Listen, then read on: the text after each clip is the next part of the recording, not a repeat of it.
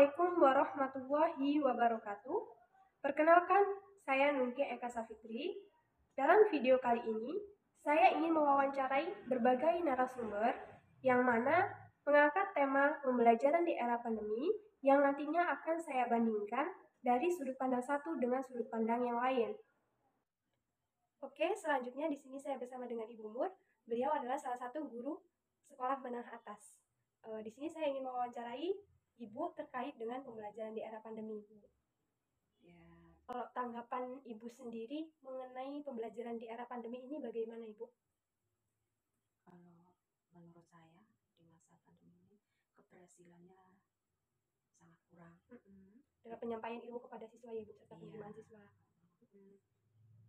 Banyak kekurangannya. Kalau pembelajaran di era pandemi ini banyak susahnya. Masalahnya kadang-kadang sinyal itu kan nggak setiap Daerah itu sama. Terus sinyalnya kemudian bagus.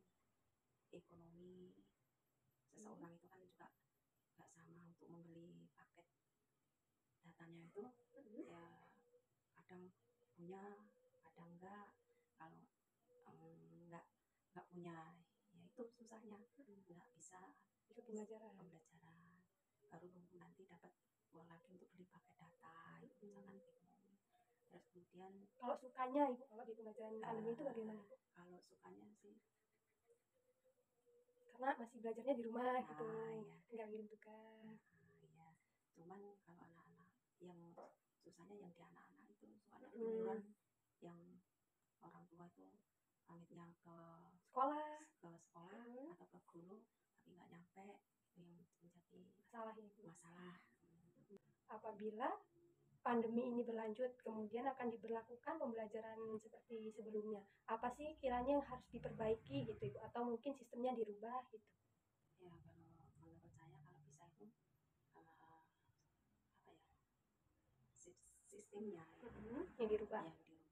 Yang tadinya dari harusnya tatap muka itu malah lebih efektif ya, dengan mematuhi protokol kesehatan. Baik, terima kasih Ibu atas pendapatnya, atas masukannya, beserta atas waktunya Ibu. Terima kasih banyak Ibu. Baik, jadi di sini saya bersama dengan Ibu Alfi. Dia adalah salah satu tenaga pendidik di SMP Negeri 1 Satak Merak Tujuh-Raya. Silakan perkenalkan diri Ibu. Oke, baik. Di sini saya Alfi Hidayah. Saya mengajar di SMP Satak Kecamatan. Saya mengajar mata pelajaran IPS. Iya Ibu. Jadi di sini saya ingin mewawancara Ibu perihal tentang pembelajaran di era pandemi ini. Ya. Jadi bagaimana sih pendapat Ibu itu tentang pembelajaran di era pandemi yang telah kita lalui kemarin ini, Bu? Belajar di era pandemi kemarin ya, Kak ya. Kalau menurut pribadi saya itu kurang efektif karena jam belajar tidak menentu. Terus kadang masuk dan kadang tiba-tiba libur. Iya.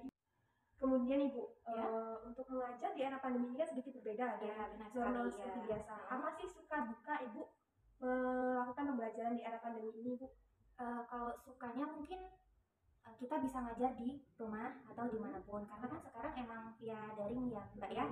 Nah, jadi kita punya lumayan banyak waktu untuk aktivitas di rumah juga gitu. Waktu kita lebih luang, apalagi kita memiliki gaji yang tetap, tidak berbeda dengan tatap muka kemarin. Selanjutnya kalau dukanya menurut Ibu itu seperti apa ya, Bu? Kalau untuk dukanya sebenarnya banyak ya Mbak ya. Karena kan biasanya kita belajarnya tatap muka, terus tiba-tiba kita lewat dari online gitu. Kadang bosen pengen gitu ketemu anak-anak, terus belajar juga jadi nggak optimal kalau kita via daring. Ini pertanyaan terakhir ya Bu ya. Kalau seandainya terjadi lagi pandemi dan diberlakukan kembali PPKM serta diberlakukan kembali pembelajaran via online, bagaimana sih menurut Ibu apa yang harus diperbaiki atau apa yang harus dirubah dari sistem pembelajaran kemarin ini? Ya, emang perlu banyak yang diperbaiki. Sebenarnya kemarin sistem pembelajaran kita kan berubah-ubah, terkadang tatap muka, terkadang enggak gitu. Tapi lebih efektif ketika nanti pandemi kembali lagi. Nah, kita dapat belajar menggunakan via aplikasi seperti Zoom, Google Meet gitu, sehingga kita dapat tatap muka meskipun itu lewat video. Nah, kita bisa menatap tatap muka dalam pembelajaran itu. Cuma emang harus ada upaya dari pemerintah.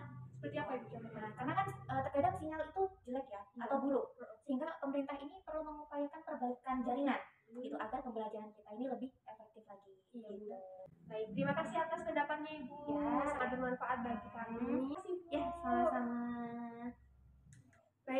Selanjutnya di sini saya bersama dengan Ibu Agil, dia adalah salah satu guru di Madrasah Ibtidaiyah Mataul Anwar. Silakan perkenalkan diri Ibu Agil. Baik, sebelumnya tama-tama mau izin memperkenalkan diri. Nama saya Agil Septianingrum. Saya adalah salah satu seorang guru di Madrasah Ibtidaiyah Mataul Anwar. Saya mengajar di kelas 3 MI. Bagaimana sih menurut Ibu pembelajaran di era pandemi ini, Bu? Jadi kalau menurut saya pembelajaran di era pandemi ini untuk sekolah dasar itu kurang sangat efektif ya, karena peserta didik yang di sekolah dasar itu sangat-sangat perlu bimbingan dari seorang pendidik. Ya sebenarnya orang tua juga bisa, cuman kan nggak setiap orang tua itu bisa mendampingi setiap saat anaknya belajar. Nah, sedangkan kita seorang pendidik itu harus bisa merangkul anak-anak. Berbicara tentang pembelajaran di era pandemi ini nih, Bu, menurut Ibu, apa sih suka duka pembelajaran di era pandemi itu bagi seorang guru Ibu sendiri gitu, Ibu? Kalau dukanya banyak ya Mbak ya, karena nggak bisa secara langsung mendampingi anak itu belajar. Terus kita juga nggak puas dalam pengajaran karena waktunya juga nggak banyak gitu loh dengan mengajar tuh. Terus Nggak sukanya optimal gitu, Bu, ya? kalau sukanya ya mungkin kita banyak libur ya, tapi kepikiran juga itu anak itu kayak gimana gitu. Baik dari siswa maupun dari guru tuh Iya. sebenarnya sama ya, Ibu ya? Iya. Banyak yang suka liburnya, tapi malah kurang optimal dalam pembelajaran. Dalam pembelajaran itu sangat-sangat kurang. Terus ini, Bu, kalau misalkan ya, tapi kan yang diharapkan jangan ya, Ibu ya, apabila pandemi ini terus berlanjut dan kemudian diberlakukan kembali pembelajaran secara sistem pandemi kemarin, apa sih yang harus dirubah atau diperbaiki gitu menurut pandangan Ibu sendiri, Bu? Kalau menurut saya mendingan dipaksakan untuk sekolah ya Mbak, dengan mematuhi protokol kesehatan, atau bisa secara dikelompokkan siswa itu 10 anak 10 anak di setiap rumah atau di rumahnya wali kelasnya itu gitu. Karena itu lebih efektif ya, Ibu ya, karena kita bertatap langsung dengan Iya, siswa. apalagi kalau siswa kelas rendah itu kan sangat-sangat perlu berinteraksi dengan pendidiknya, dengan Iya, gurunya benar. gitu. Karena dia tuh kurang mengerti gitu, masih ingin tahu segalanya gitu. Iya, benar. Baik, sampai di sini saja Ibu ya wawancaranya. Saya rasa sudah cukup gitu, Ibu. Nah, terima kasih banyak, Ibu. Sama-sama. Baik, jadi di sini saya bersama dengan salah satu mahasiswa, jadi bernama Kak Ahmad. Silakan perkenalkan dulu Kak Ahmad. Baik, perkenalkan nama saya Ahmad Ghazali. Saya dari Universitas Terbuka dari Prodi Biologi semester 4. Jadi di sini saya ingin menjadikan Kak Ahmad ini sebagai narasumber saya dalam wawancara mengenai pembelajaran di era pandemi. Menurut Kakak, bagaimana sih pendapat Kakak mengenai pembelajaran di era pandemi ini? Yang jelas menurut saya kayak itu kurang efisien dan kurang efektif karena kita tahu pembelajaran kita itu via online. Kemudian apa sih suka duka yang Kakak alami selama diberlakukannya pembelajaran di era pandemi, yang mana perkuliahan itu dilaksanakan secara dalam jadwal akademik? Kalau bicara soal duka sama sukanya, untuk duka dulu mungkin kita bicaranya kurangnya mendapatkan ilmu atau pendidikan secara langsung dari guru atau dosen. Yang kedua, biaya. Karena kita tahu sendiri perekonomian di Indonesia sangat menurun sejak terjadinya pandemi. Yang ketiga, untuk siswa-siswi atau mahasiswa mungkin keterbatasan tentang alat komunikasi untuk belajar online itu tadi. Dan untuk sukanya mungkin banyak waktu untuk mahasiswa, siswi atau siswa itu untuk membantu keluarga, orang tua, atau bahkan mengerjakan hal-hal yang tadinya tidak sempat dikerjakan karena sekolah ataupun kuliah masih bisa dikerjakan. Kemudian apa sih ya kiranya kalau terjadi lagi pandemi ini masih panjang, kemudian akan diberlakukan pembelajaran via online lagi, apa yang harus diperbaiki, mungkin akan dirubah sistemnya menurut Kakak sendiri? Kalau menurut saya sebenarnya lebih baik pembelajaran online itu kita tiadakan aja lah. Karena mengingat kayak seperti ini kita lihat di pasar, mall itu bahkan jauh lebih ramai daripada sekolah. Dan kita melihat banyak siswa-siswi atau mahasiswa itu mungkin bingung karena tidak mendapatkan ilmu yang sesuai dengan biaya yang dibayarkan ke sekolah atau universitas. Terima kasih Kak atas waktunya. Semoga apa yang Kakak sampaikan itu bermanfaat bagi pendengar maupun pembaca gitu ya Kak ya. Sekali lagi terima kasih Kak. Terima kasih. Selanjutnya di sini saya akan mewawancarai salah satu siswa. Beliau ini bernama Mas Reza. Silakan perkenalkan diri Mas Reza. Perkenalkan, nama saya Ahmad Fareza Al-Fauzi. Saya dari kelas 11 MA Mataul Anwar.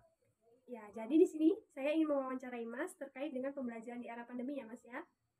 Jadi apa sih menurut Mas, bagaimana pendapat Mas tentang pembelajaran di era pandemi atau belajar daring ini Mas?